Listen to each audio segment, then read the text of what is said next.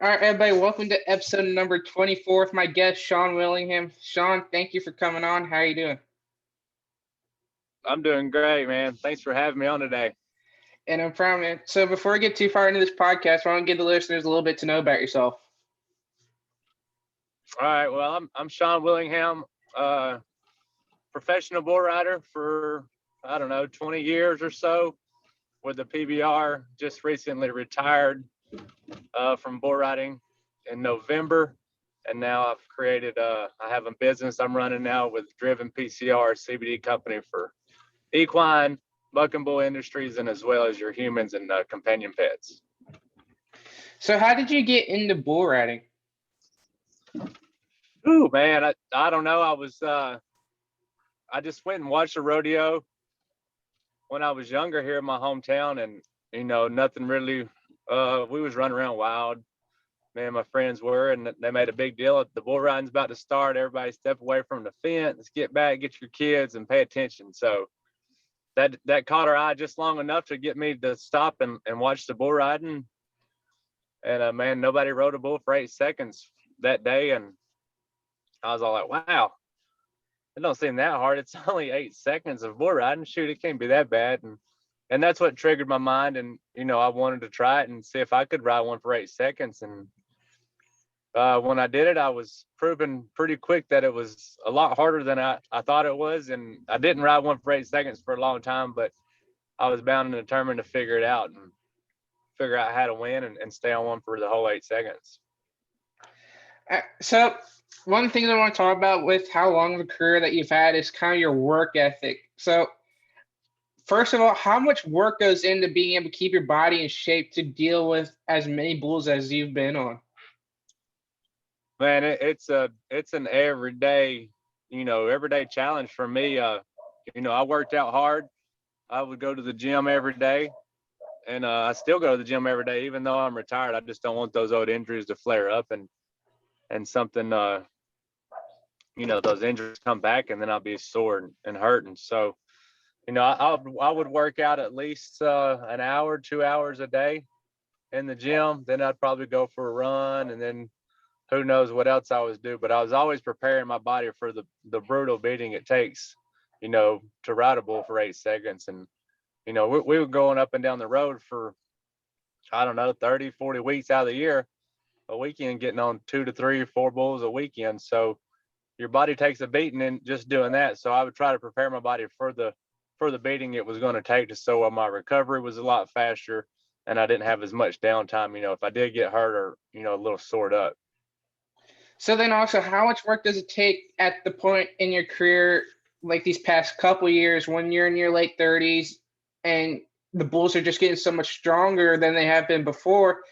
How much work does that take also?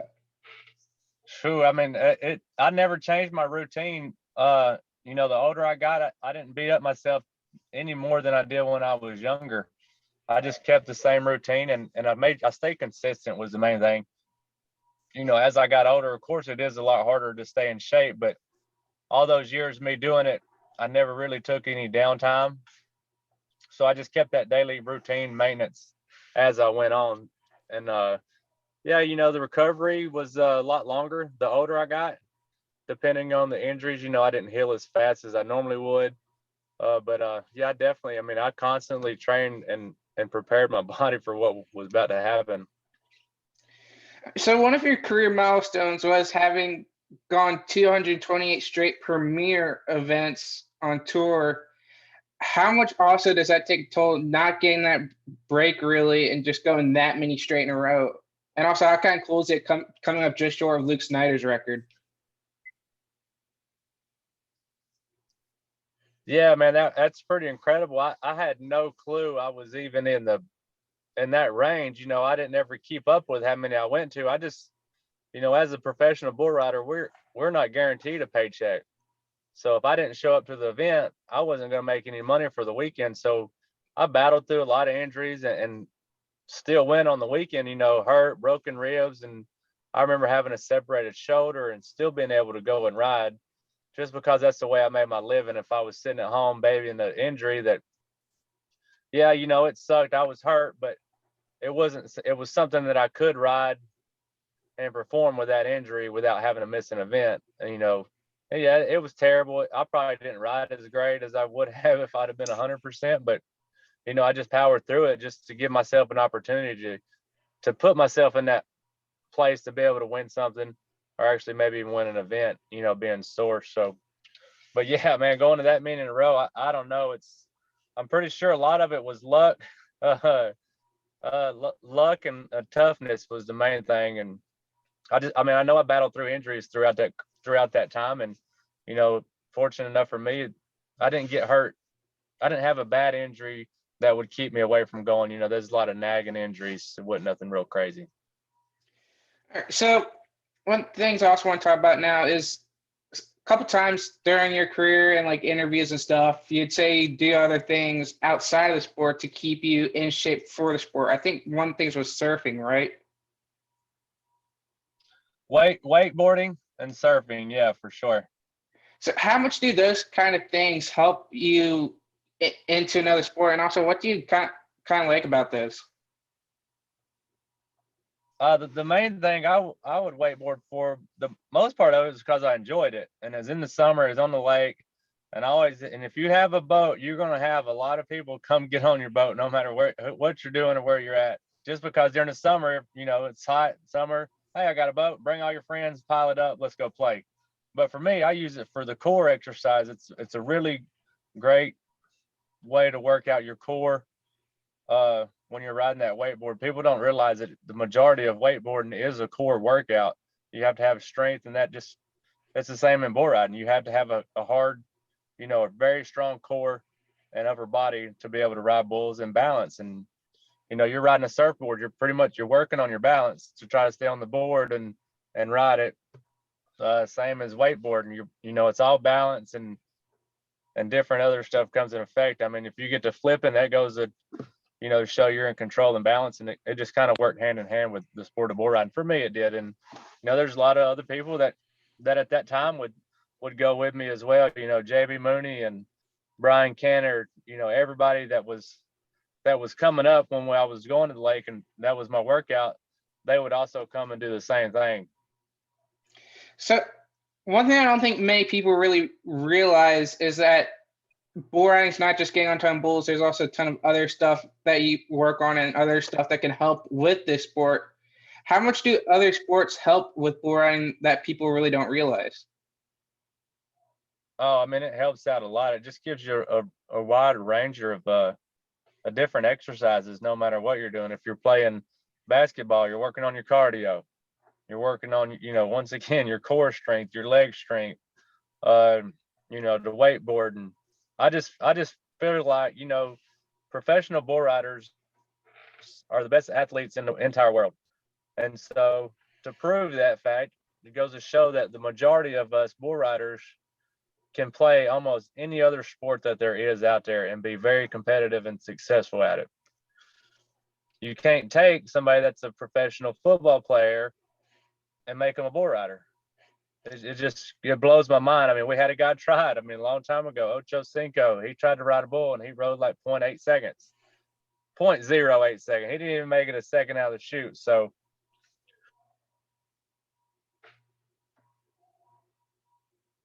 for a fact,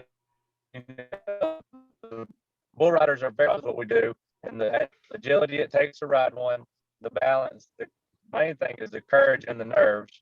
That's what gets a lot of those other professional athletes. They just get there and they see a 2,000-pound animal and they're like, nope, I'm good. I don't want nothing to do with it. But they'll go up against 300 to 400-pound man and sit there and let him hit him as hard as he can. So then also, you started kind of early when the PBR early in the PBR. How much can you say like the athlete side of things have grown from kind of just being like a wild and reckless side to now everybody is an athlete, everybody's getting the treatment like a professional athlete in other sports? How much can you say it's really changed when it comes to being prepared to get on a bull? Man, it's kind of changed a good bit. The new generation these days, those guys, they do a lot of different stuff to stay in shape. Considering when I first started, that older crowd, or the people that started the PBR riding, there wasn't real advocates on working out and going to the gym. They're just more cowboys. They would get up and work their daily ranch lives, and they're around horses and cows and bulls all day, every day. So they're riding horses, and that was their form of working out, I think, to make them better bull riders. They're just cowboys. And today's world, it's total opposite. I'm seeing a lot more of these younger kids. They are going to the gym. They're doing yoga workouts. They're doing more of the exercises in the gym. Not so much on the cowboy side. Now there is still a few out there that are cowboys and live the Western lifestyle, but I would say overall the majority of them are just becoming more of your everyday athlete, going to the gym, training, and then showing up and competing on the weekend. So, like, still kind of speaking of this athlete side of things, how much can you say also that the bulls have become really good athletes now and treated like athletes? Well, yeah, they've stepped it up in the bull world since day one. I mean, it's just evolved, and now, I mean, it's insane. Those bulls are coming up at 3-year-old, and they're outstanding. I mean, the 3 and 4-year-olds are winning the Bucking Bulls of the Year and awards, not the 8 to 10-year-olds, other than less smooth operators around still. And he's about the only one that I've seen lately that at the older rate still be able to compete and win and beat those 3 and 4-year-old bulls. And it's just all about the breeding program. They've got it figured out. They breed this great bull to this other great bulls, and then they just crossbreed them. And man, it has definitely evolved over the years. And heck, them bulls they're $1 million bulls. So, they're worth a lot of money. The guys take really good care of them, and you can tell the way they come in the chutes, and they're all beefed up. You won't get on one that's skinny and bony, I'll tell you that. They're all beefed up and hard as a rock. All right, so still kind of speaking of the bulls a little bit real quick. So also, many people don't realize kind of that these bulls are a lot smarter than they really do think they are, because like they get kind of hyped up when they get in the chutes, but then when in the back pen, they're kind of calm. And then also they know when they're in a big atmosphere. Oh, so all right, lost where I was going real quick. You cut out that whole deal there. All right, so with the bull thing still, are you getting me, or am I cutting out? There you are. All right. So with the bull thing still, like, so many people don't realize that these bulls are a lot smarter than they are. Like, when they get loaded into the chutes, they know what their job is, and then when they're back to back pin, they get calm again. And then also they know what atmosphere they're in. Like, they'll know if they're in front of a big crowd at AT&T Stadium, and like all that. And a young bull like Whoopa last year, able to go to AT&T Stadium and give Jose a chance to go 95. What does that show also about how smart these bulls are? Yeah, it shows tremendously on the bull side of how well they're well known of their whereabouts. So, I think the bulls perform, the bigger the crowds, the louder it is, the bulls are going to be outstanding. You take them to an outdoor venue or a local rodeo, they're just going to be your average bull because the setting's different, and they're very smart. They understand the sport, they understand the game. They can come in there and act perfectly calm, open the chute gate, and they go crazy. So that just, I mean, if people watch the sport of bull riding, and you can pick up, I mean, I don't care if you're an advocate bull riding fan and you watch it every week, or if you're just Joe Blow on the street and you're seeing it for the first time, you can understand with the naked eye on what's going on and the different bulls on the way they come in there, to where they buck, to where they're all calm and normal, leave the chute, they act crazy, and then they want to, chase somebody down. Be like, well, heck, in the back pins, you could scratch him on the back. He gets in there, and that goes to show you that they know their job, and they're there to win as well. They're there to compete, to buck us off. We're there to compete, to try to ride. All right, so now I want to bounce back to your career and coming up early in the PBR winners, like guys like Ross Coleman, Justin McBride, J.W. Hart, L.J. Jenkins when he was still competing before he broke his neck, Chris Shivers, and J.B. when he was in his prime. Was it like competing with those group of guys? I mean, I was, competing against some of our founders in the PBR was quite amazing. Very few people can say they got to compete against the founders of the PBR and the up and comers of the PBR. Unfortunately for me, I was that hard-headed, stubborn guy that rode till I was 39 years old, and and put myself in a position to be able to compete against both of them. And it's crazy. I got to compete against my heroes and people I looked up to when I first started too. I got to actually compete against them, and then these days, kids that are going, the last couple I went to, or some of those kids were 18 years old. I'm like, y'all was not even born when I started my professional career with the PBR. So those guys got to watch me growing up, and then now they was able to compete against me. So it's about the same for them as it was for me. Getting to compete against guys that you looked up to, you watched, and you try to critique to be able to ride like them. So then also, what is it like now coming up when you came up now to see guys like Jess Lockwood, Jose Vitor Lemi, Kike Pacheco all battling out, and Chase Outlaw also now getting himself in the mix for a world title? What is it like seeing these young guys come up, and then also Jose just being so dominant on the back of the bull? What's it like seeing these new guys? Man, they're outstanding. We have a great new crop of bull riders that are young and very talented, and it shows across the board. I mean, they're competitors, and they show up and they're going to win, and it's going to be a nail biter till the end of the season. Especially now with a couple of guys coming back from injury, they're still hungry. Chase Outlaw being one of them, he's going to be on point. And, give him a couple of weeks, he's going to be back dialed into that caliber bulls and get his timing back. And hey, it's going to be a dogfight till the end of the year, and I'm looking forward to it. Jose Vitor Lemi, I mean, he's just a beast. Overall, I haven't seen many. I don't know if I've ever seen anybody like him that was that dominant at such a young age, other than just Lockwood. And there's very few of those that come around, and that's just goes to show you. I mean, those guys are talented and they love to compete, and they're going to do their best to be at the top. So in a sport like this, also, it's so hard to find your time back because it's not like baseball or football where the pace of play is like determined by a clock or like a play. But in this sport, it's determined by how fast the bull's gonna go, how much like he's able to perform. When guys like Jose and Chase are able to come back from injury and be so like start doing well already, what do you think that also shows about the development of athletes? I ain't hear nothing. What? You cut out on me again. All right. So what I was talking about is like the development of athletes. Like it's so different from other sports where like football, the pace of play is determined by a whistle, whereas in this sport, it's determined by how fast. Can you hear me? Oh, I can't hear you. No. All right. There you are. All right. So the thing I was talking about was kind of like how the development of athletes has changed also. Like in other sports, like football, the pace of play is determined by a whistle and a play. Whereas in this sport, it's determined by how fast the bull goes, like, and how much like the bull's able to go, and you have to match that.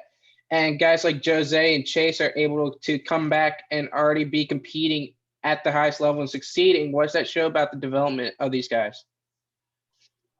It's just the courage and the drive that we have.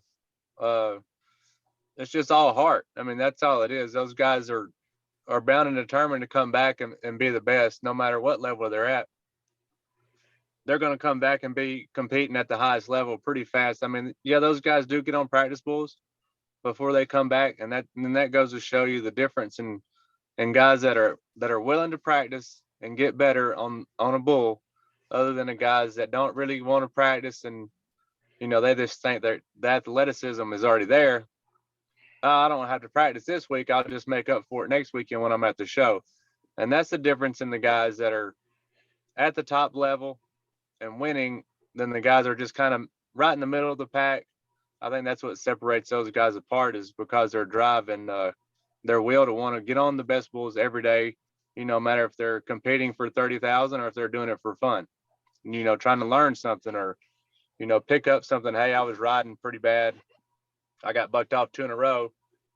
Come Monday, Tuesday, they're going to be getting on bulls at their house to try to fix what went wrong on the weekend and, other guys that are middle of the pack, they may not do that. And that goes to show the standings and the difference on the top 10 guys other than and the bottom 30 guys. All right. So in an interview that you said back after you retired this year, you were asked what was one of your greatest moments on tour, and for you it was winning in Duluth, Georgia. What does that feel like when you win in your home state? Phil, it was it was a weight lifted off my shoulders. I know that. I tried for so many years to win it and never could perform well in Georgia. I don't know why.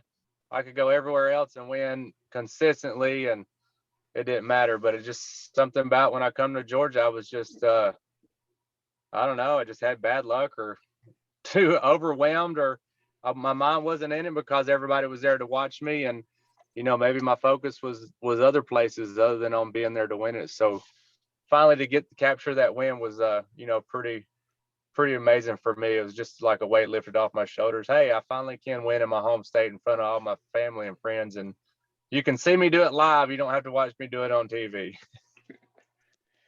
So then also, kind of how weird was it when one of the last events before the pandemic hit was Bangor, Maine, and then on TV the next week later you see your home state event and nobody is in the crowd? How different was it seeing your home state arena not being able to have anybody in it? Whew, that's crazy to me. It was just like it's just like watching a practice bull ride. Like hey, everybody's at the practice pen in this big arena, and we're gonna ride bulls, and nobody's here to cheer you on. I never got to feel that same vibe as those guys did on competing at that highest level with no crowd. I mean, I'm sure it was very devastating for those guys, but that just goes to show you that us as the bull riders and us as professional athletes, it don't matter if there was 10,000 people there or 0 people there. We're still going to show up and ride the bulls and do what we're supposed to do, just in a competition type style world. I mean, without fans. I mean, we didn't have the fans there we could feed off of. Like,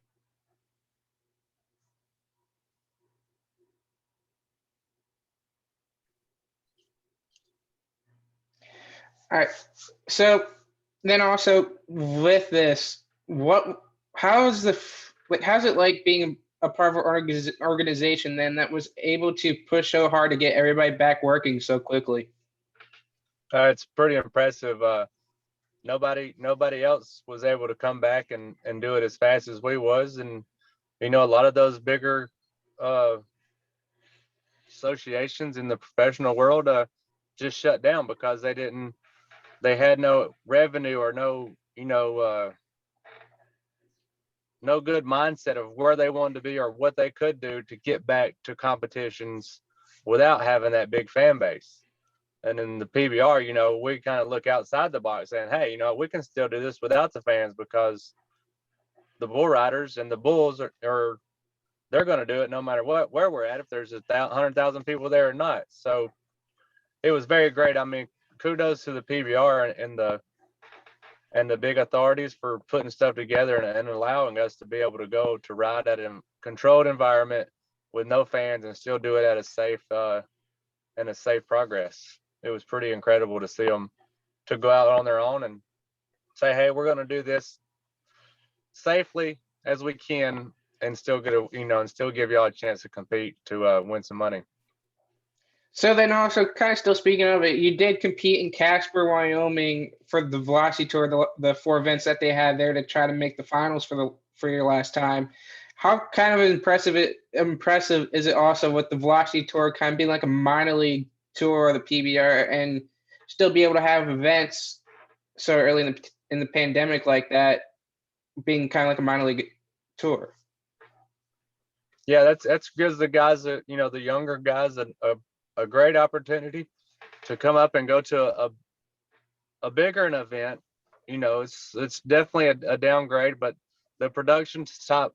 It's kind of gets you used to the bigger production for when you do make it to those televised events. It's the same show, it's just on a lower scale, but it gives those younger kids can go there and perform and still see a little bit of it. That way, when they get to the big show, their nerves are not all there and all not brewing. When I first started, I had to go from, the bottom straight there, and it was a big culture shock going from one level to the next because the TV, the cameras, and the lights and all the music. It was a different and bigger production show when you got there. Unlike now, the Velocity Tour is just a step down from the BFT events, and I mean it's crazy. It gives the guys an opportunity to, hey, you show up here, you win, we're going to give you an invite to the big show on the Unleash the Beast tour, and come get you a shot. And the bulls are pretty close to the same. I mean, it's a step down, but it's pretty close now. They got it figured out to where you're not just going from like say an amateur to a high school rodeo type bull to the best in the world. So it gives the guys an opportunity and a better chance to see what they're going to get faced. What's going to get put in front of them in the future at the bigger level. All right, so now I'm kind of want to move to this retirement topic a little bit. So before you retired this year for good, you retired a couple years back and then came back. What was your decision to come back after retiring the first time? Well, I never did go through with the first retirement, so it was never really official that I was retiring.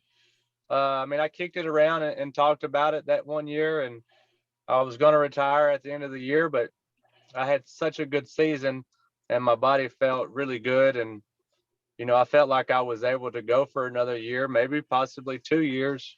It wasn't time for me to retire yet. And so after competing that whole year and saying I was going to retire, it finally sunk in that, hey, you know what? I'm not ready to retire yet. I still have a couple more years left in me. So I'm going to keep on rolling with it since, I made the world finals. I feel good. I finished in the top 25 or so in the world. Hey, let's give this thing another couple of years and let me get it all out of my system. And so that's what changed my mind of going through retirement to actually coming back and riding a couple more years. Is that one thing that people really don't realize in this sport is that once you get that hook on the adrenaline, it's kind of addictive and it's hard to leave it? It's so hard to leave it. I mean, I don't want to leave it now. But it's one of the hardest things I've ever had to do is, you get hooked on that feeling, and then the competitive side is crazy. And that's what kept me going back is, I'm a competitor no matter, even today. I mean, anything I do, I'm going to be very competitive at it or try my best to be the best at whatever I'm doing, no matter if it's driving up and down the road or if it's playing a game of cornhole in the backyard with friends. I'm still very competitive, and I think that's what kept me going for so long. So just kind of curious, after you would have a weekend where you get beat up a little bit and the adrenaline goes away, how much does it kind of suck when that adrenaline does go away after a hard weekend? Well, it gets pretty sore pretty quick. All right. So hold on. There you are. Sorry, somebody's trying to call me. You're good. Yeah, I mean, when you get beat up on the weekend and that adrenaline's over with, the pain comes pretty quick. So it will take over, but heck, you get used to it over time, and depending on how bad the injury is and what it is. If you're just sore a little bit, you learn to live with it. And if soreness to me is going to be way different than any normal person, because somebody can sprain an ankle or be running or working out and get really stored up and not move for a couple of days. I would be 10 times worse than that and still getting on bulls the next day. So the pain tolerance, I think we just kind of get used to it and learn to deal with it. So just kind of curious, like if people like want to do this sport and they say like, oh, I'm going to try to not get into wrecks and not experience pain. Oh, I'm not afraid of this. I'm not afraid of that. When people say stuff like that, how much can you tell that they're just faking that? Yeah, 100%. I mean, if they want to get into sport of bull riding and they're trying to get away from that stuff, the best advice I tell them is don't even get on. Don't even try it, because it's going to happen. You're going to get hurt. You're going to get banged up. It just depends on when and how bad it is. And if you can deal with the pain, you can roll on with it. Some of it you can deal with it and ride. Others you can just sit at home and wait until you heal up. So kind of one big example of it would be like Silvano Alves' run for so many years. He went like 5 straight years avoiding injury and then being at the top of the sport. And then he gets hurt in 2015 with that hip, and then it just snowballs. How much can it snowball like that with an injury when you don't expect it? Man, it can snowball really quick. I mean, look at me. I made it 10 years without having a big injury, and then all of a sudden they started adding up. I had a big injury, but then I come back from it, made it another 8 months to a year, had another big injury, come back from it, and then it's just like they just all started adding up, injury after injury. The bigger ones, they started coming. So it just depends on who's getting hurt and how bad they want it. And as like Silvano Alves, he was a 3-time world champion. So obviously he'd never been through any downtime. Once he had that downtime, it took him a little while to get that confidence level back up to where, hey, I am one of the best bull riders of all time. And I think you're starting to see it this year. I think he's coming back around to where he's more consistent and he's riding more consecutive bulls in a row. All right, so I want to get back to this retirement topic a little bit. So one of the first calls in that interview that you said you made was to Ty Murray about it. What made you decide to call Ty Murray first? I mean, he is Ty Murray. He's best of all time. So I wanted to get somebody's advice that had already been through what I was about to do, and just to get his knowledge on what he thought. And as we talked it out, my idea and the way I looked at things were going was exactly the way he approached it when he decided to retire. And so I was right on point, but I just wanted to call and let him know and tell him thank you for all the help and encouragement that he had in my career. And, just to let him know, thanks for everything, and embedding into me to be tough and be cowboy 100% of the time if you're going to do that sport. And, that definitely went a long ways in my world. And that's why I had such a great career and a very prolonged career. So one of the things that Ty Murray always would say about this retirement topic when he sees it in somebody is when you're not 100% into it and you're competing at this level, comes twice as dangerous. Can you kind of say why that is?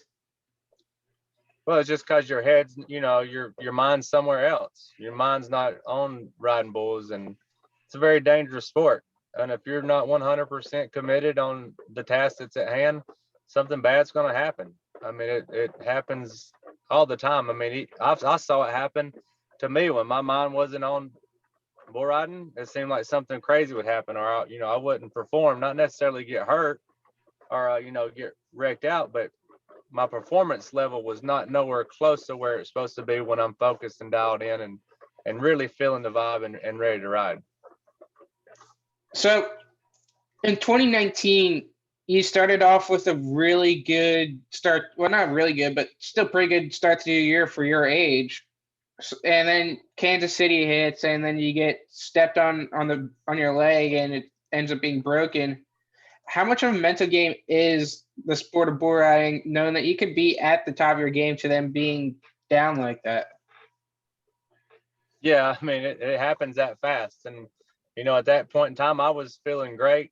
I mean, I was 100% focused and dialed in. It's just one of those freak accidents that happen, and, come out with a broken leg. And that was the bad timing for me. I mean, I was getting ready to retire at that end of the year, and I was ready to knock them out and have a great last season of my professional career. But, that just goes to show you don't know what's going to happen in the sport of bull riding. You can be at the top of your game one day, the next day you can be at the bottom, or, possibly end your career with an accident. So just kind of curious, what kind of pain shoots through when you have an injury like that? And then what is the rehab process like for a broken leg? Watch it again. All right, so with that injury in Kansas City, what kind of pain shoots through when he stepped on your leg like that? And then also, what is the rehab process like for a broken leg that bad? The pain was it didn't kick in until I got out of the arena, pretty much. I mean, I knew it was broke. It felt broke. Anybody that's had a broken bone, when it's broke, 100%. So, but the pain after that was pretty bad, pretty excruciating pain. from the time I broke it till about 2-3 months out. I mean, after surgery, it still was pretty bad, and it never felt really good.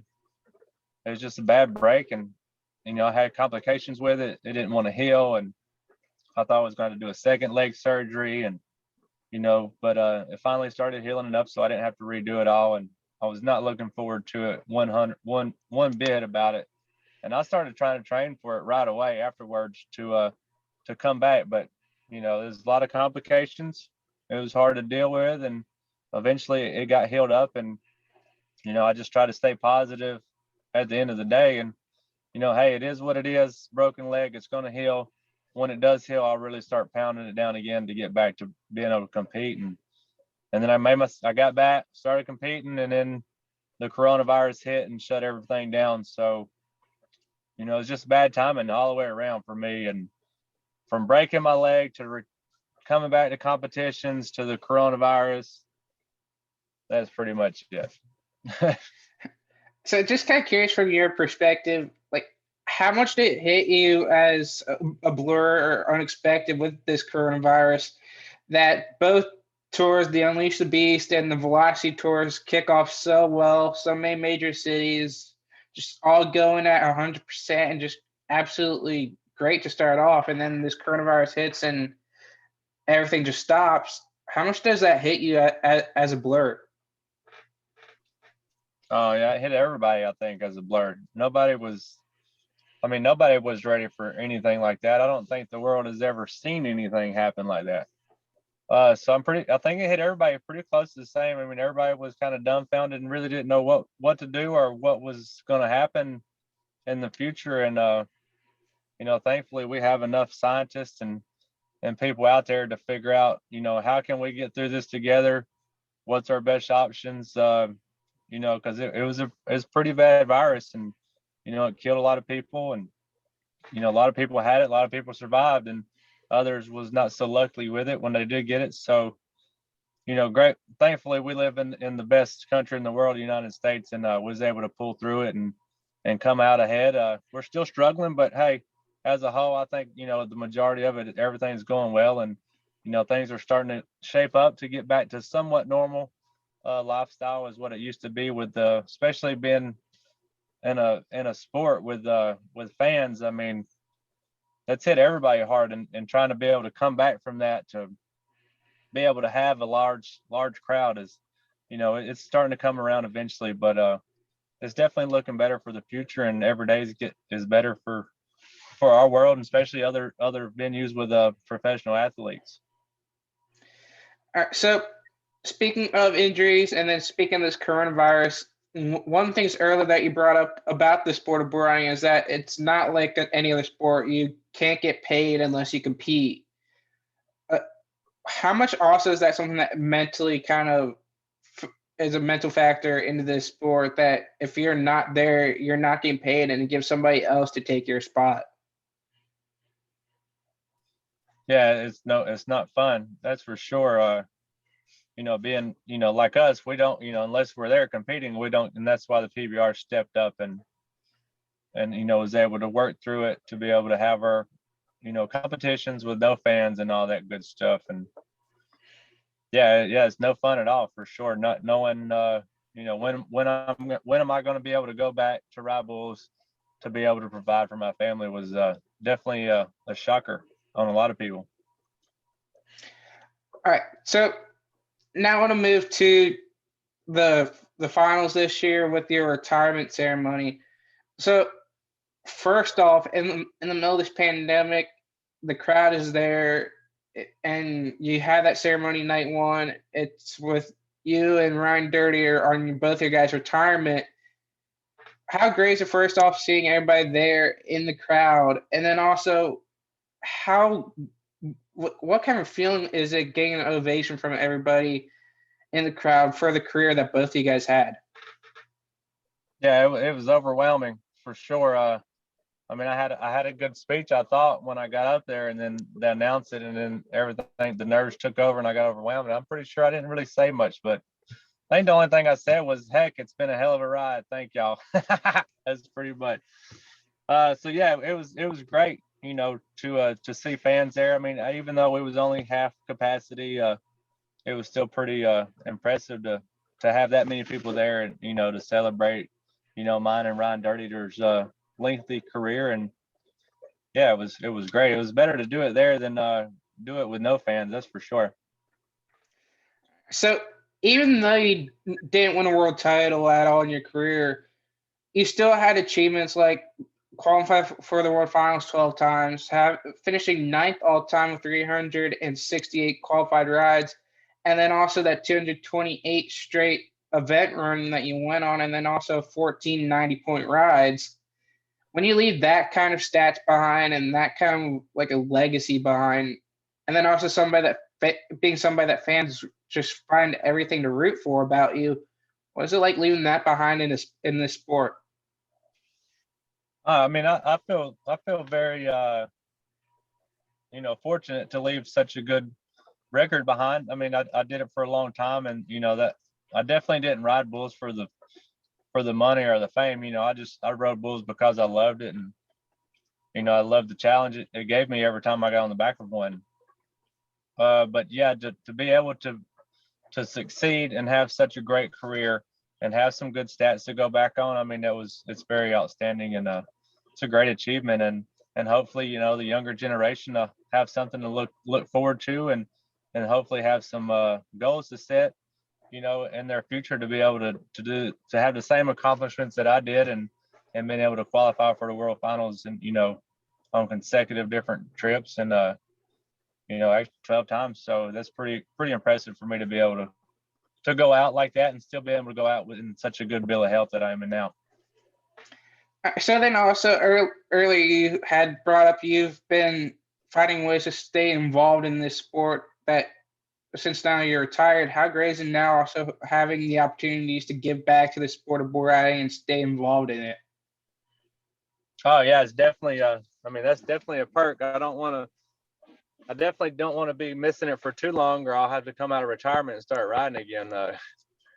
But yeah, I still love being around it, and still watch my buddies. I still have a lot of good friends competing today, so I love watching them, and hopefully one day I can go sit behind the booth and talk about them, and show the world, the perspective in my eyesight on what I see is going on in the arena, and root my buddies on.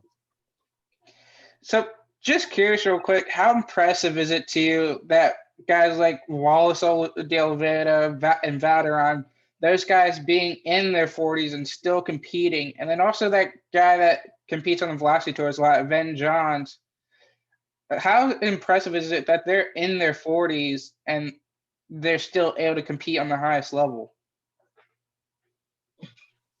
Very impressive. I know I don't want to do it at 40. So they one up me on that one. Yeah, I mean, it's incredible, especially those guys that are 40, 43, and I mean, Vin Johns, I don't know how old he is, but he's older than that, I'm pretty sure. Still to be able to compete and compete against those 18 and 20-year-olds is very impressive. Especially with the grueling, the most dangerous sport in the world, and still being able to contend with those young guys is goes to show the toughness and the durability of a human being. So speaking of Van Johns, also, how impressive is it that he's like, I think maybe mid 40s, I think, I'm not sure, but he never really was around the sport. He did American Ninja Warrior, and he's able to come over in his 40s and do pretty good on the Velocity Tour. What's that show about him? And then also, again, the aspect of sports kind of leading into another sport. Yeah, it just goes to show you. I mean, he's well-rounded athlete, and just goes to show really the toughness of him, and the mindset that he has to be able to come out, and be able to transform from one sport to the other, to being an American Ninja Warrior, to an MMA fighter, to grappling, to whatever he does, all that crazy stuff. And be able to come over here and still be able to ride bulls with these young kids and compete against them, and still be able to win is the most impressive thing to me. Is anybody can show up and get on a bull. I don't care who you are. I can get you and take you and get you on a bull no matter what. But to be able to compete and actually win against these kids is pretty incredible, especially at his age. And he never misses a beat. And just goes to show you how tough he is, really, to me. All right, so I just got a couple more questions for you. So, for anyone out there that is wanting to compete in professional sports in any way, and then wanting to achieve that dream of getting to that point, what would you tell them to be able to achieve the dreams that they're chasing? Oh man, if you're going to achieve any dreams, stay focused. Set your goals high, but don't set them so high to where you can't achieve them, because that's just going to set you up for failure. So just keep your goals small, something that you can reach before the end of the year, and stay positive and keep training and do your best, no matter what you're doing, no matter what sport you're in. Try to be the best at whatever you're trying to do. And then what legacy do you hope that you have left behind on your career in the PBR, and what impact do you hope you can have on people leading forward in your journey throughout helping out in this sport? I just want to I mean, I don't know. The main thing in our sport is these young kids coming up realize the toughness of the sport, how brutal it can be. It's going to come. The ups and downs are going to be there. Just always come back and try to stay positive and stay focused on what you're trying to do and what you want to accomplish. And that goes with everything in life. All right. Thank you, Sean, for joining me this afternoon. I appreciate you taking time out of your day to come on. I hope everything is going to go well for you. Just thank you. All right. Thank you a lot. All right. Thanks, Sean. Have a good day.